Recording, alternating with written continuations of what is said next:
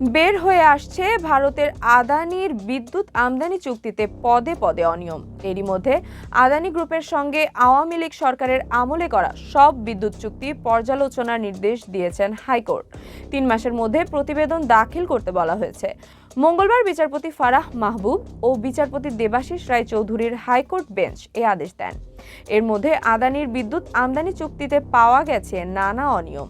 ভারতীয় ওই কোম্পানির বিদ্যুৎ চাঁপাইনবাবগঞ্জের রহনপুরের যে রুট দিয়ে বাংলাদেশে প্রবেশ করছে তা কোনো শুল্ক স্টেশনই নয় বলে জানিয়েছে শুল্ক গোয়েন্দা ও তদন্ত অধিদপ্তর।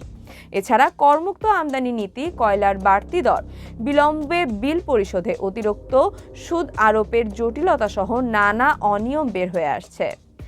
আদানির চুক্তিতে উল্লেখ আছে, আমদানি পর্যায়ে শুল্ক কর মওকুফের আদেশ যথাযথ কর্তৃপক্ষের মাধ্যমে অনুমোদনে দায়বদ্ধ থাকবে পিডিবি। পরে কোনো শুল্ক করের প্রসঙ্গ এলে তা পরিশোধের দায়ও নিতে হবে বাংলাদেশ বিদ্যুৎ উন্নয়ন বোর্ডকে।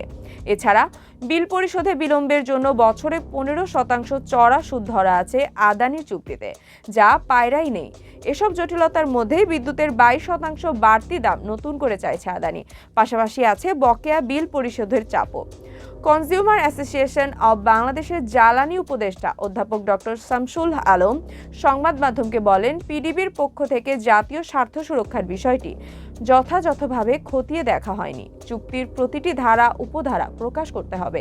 2017 সালের নভেম্বরে আদানি পাওয়ার লিমিটেডের ঝাড়খণ্ড পাওয়ার প্ল্যান্টের সঙ্গে 25 বছরের জন্য 1600 মেগাওয়াট বিদ্যুৎ কেনার চুক্তি করে বাংলাদেশ বিদ্যুৎ উন্নয়ন বোর্ড।